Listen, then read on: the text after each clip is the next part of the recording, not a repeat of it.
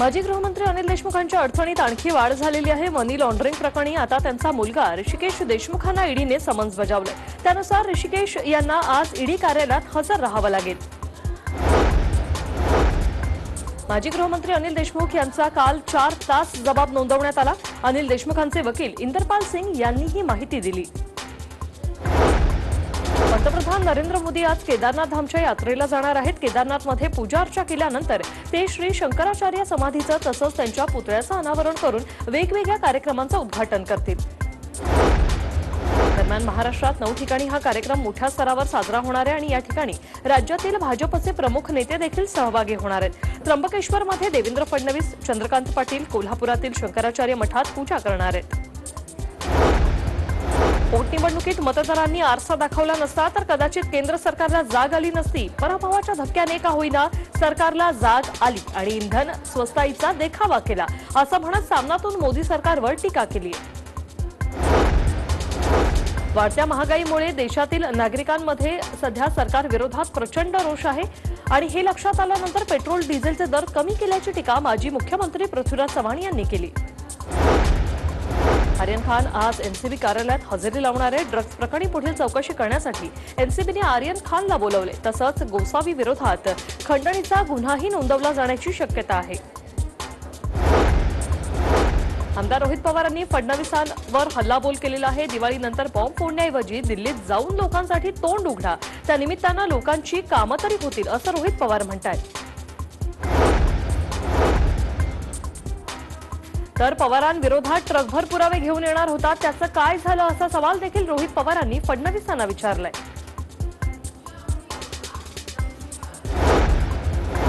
या सरकारची दिवसेंदिवस भ्रष्टाचाराची प्रकरणं बाहेर येत असल्याचं राधाकृष्ण विखे पाटील यांनी म्हटलेलं आहे। तसंच हे सरकार सर्वच पातळीवर अपयशी ठरल्याचा हल्लाबोल देखील त्यांनी महाविकास आघाडी सरकारवर केलाय। नवाब मलिक हे बेछूट झाले असून मनात येईल ते बोलतात अशी खोचक टीका गिरीश महाजन यांनी केली। दरम्यान यावेळी महाजनांनी नवाब मलिकांवर खालच्या पातळीवर जाऊन टीका केली।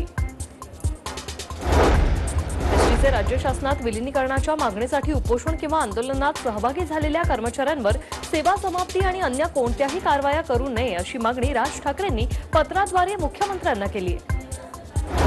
राज्य हायकोर्टाच्या सुनावणीकडे एसटी कर्मचाऱ्यांनी पाठ फिरवली आणि यामुळे आज पुन्हा सुनावणी होणार आहे। तुर्तास एसटी कर्मचाऱ्यांनी संपावर न जाण्याचे निर्देश मुंबई उच्च न्यायालयाने दिलेत। ड्युटीवर असताना एसटी बस चालकाने बीड जिल्ह्यातील काडा बस स्थानक परिसरात विषारी औषध घेऊन आत्महत्या केल्याचा प्रयत्न केलाय। घटनेची माहिती मिळताच नागरिकांनी चालकाला रुग्णालयात दाखल केलं असून सध्या चालकाची प्रकृती चिंताजनक आहे। विरोधी पक्षनेते देवेंद्र फडणवीस यांनी एसटी कर्मचाऱ्यांना आत्महत्या न करण्याची विनंती केली। फडणवीसांनी ट्विट करत आपण ही लढाई एकत्र भक्कमपणे कोर्टात लढू असं म्हटलंय। एसटी कर्मचाऱ्यांनी आत्महत्येचा मार्ग अवलंबू नका, वकिलांची चांगली फौज न्यायालयात उभी करतोय असं आश्वासन पडळकरांनी एसटी कर्मचाऱ्यांना दिलंय। बारामतीत आज संपूर्ण पवार कुटुंबियांची दिवाळी रंगणार आहे। दिवाळी पाडव्यानिमित्त राज्यभरातून कार्यकर्ते शुभेच्छा देण्यासाठी येतात, तर राष्ट्रवादीचे मंत्रीही उपस्थिती दर्शवणार आहेत। गोविंदबागऐवजी अप्पासाहेब पवार सभागृहात हा कार्यक्रम पार पडतोय। पवार कुटुंबियांना भेटण्यासाठी वासुदेव थेट बारामतीत दाखल झाला। यावेळी शरद पवारांसाठी वासुदेवाने अभंगही सादर केलाय।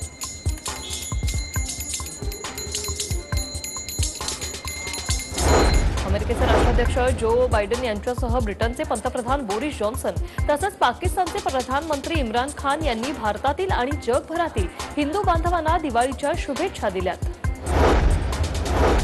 53 देशांमध्ये कोरोनाची नवी लाट येण्याची भीती WHOने व्यक्त केली। यामध्ये जवळपास 5 लाख लोकांच्या मृत्यूची भीती व्यक्त होते।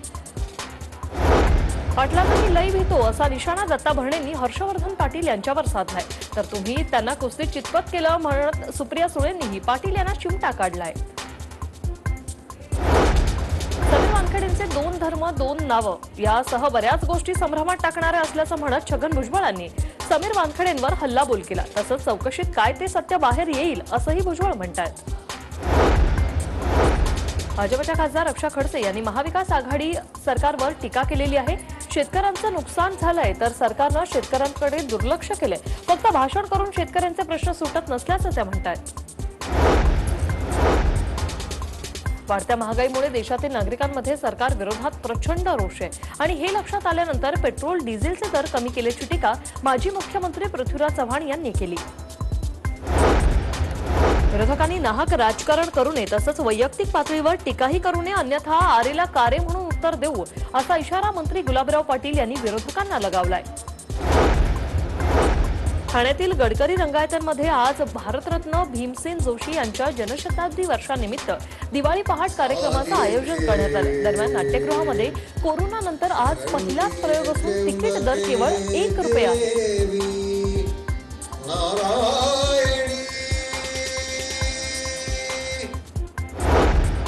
देशातील पोटनिवडणुकांमध्ये पराभव पत्करावा लागल्यानंतर केंद्राने इंधन दरवाढ कमी केली। आता पेट्रोल ₹50 स्वस्त करण्यासाठी भाजपला देशभर पराभूत करावं लागेल का, असा सवाल शिवसेनेचे नेते संजय राऊत विचारतायत। एक निवडणूक जिंकली म्हणून शिवसेनेला आता पंतप्रधान पदाची स्वप्न पडायला लागलीत, संजय राऊतांनी कोट देखील ठेवला असेल असा खोचक टोला भाजपचे नेते आशिष शेलार लगावतायत। मी कधीच कोट शिवत नाही आणि पंतप्रधान पदाची स्वप्न कोणी पाहायची हे 2024 मध्ये समजेल असा पलटवार राऊतांनी आशिष शेलारांवर केलाय।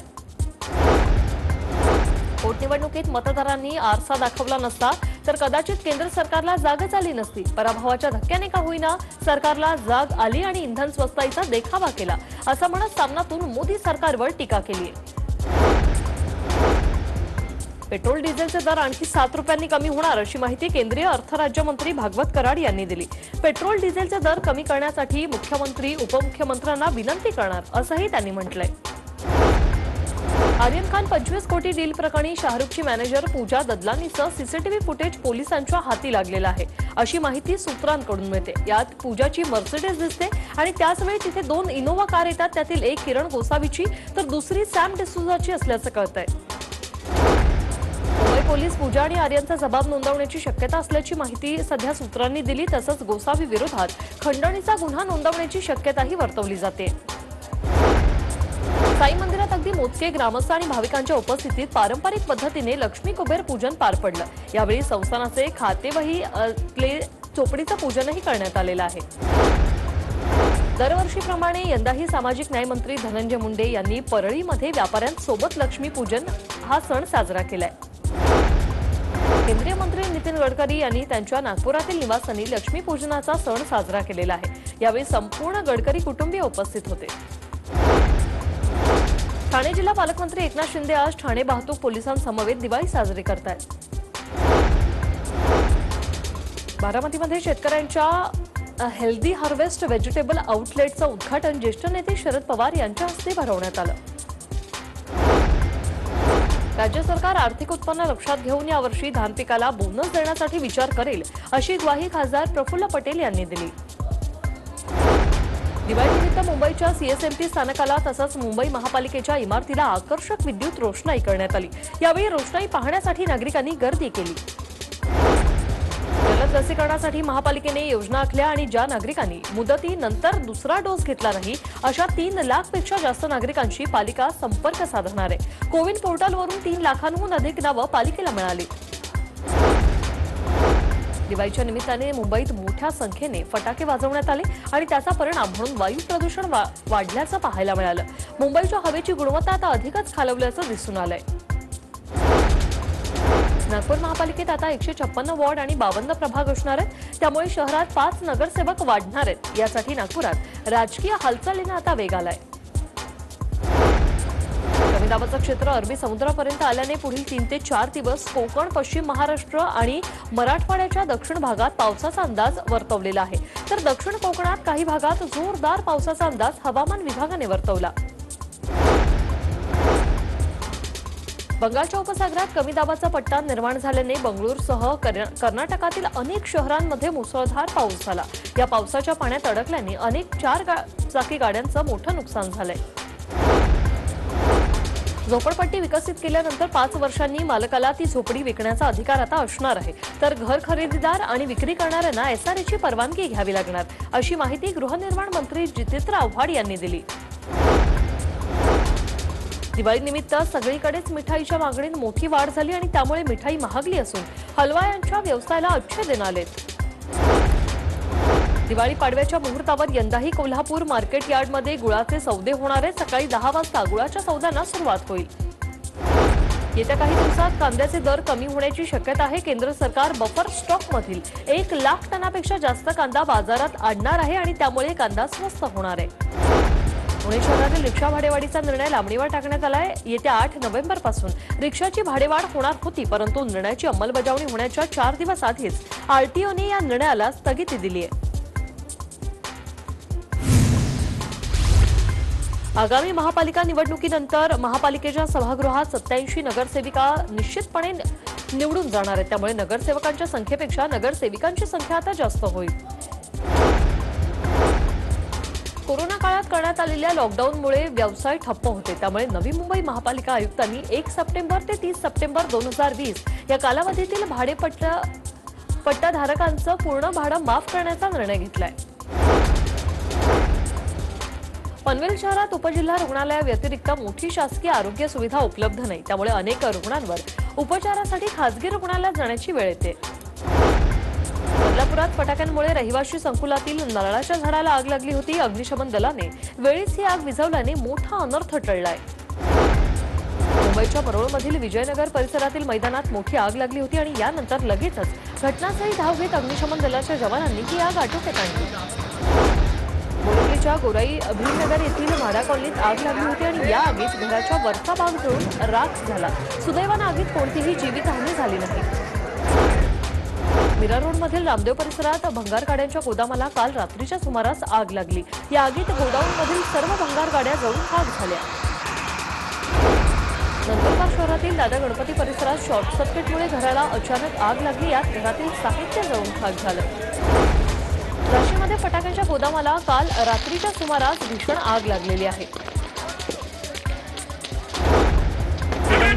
नंदी बैलवाल्याने भिक्षा मागण्यासाठी आपले गुगल पे सुरू केल्याचं पाहायला मिळालं. विशेष म्हणजे त्याने QR कोड असलेलं गुगल पेचा बोर्ड चक्क बैलाच्या कपाळावर लटकवलाय. लोकही त्याला ऑनलाईन भिक्षा ट्रान्सफर करत असल्याचा व्हिडिओ व्हायरल होतोय.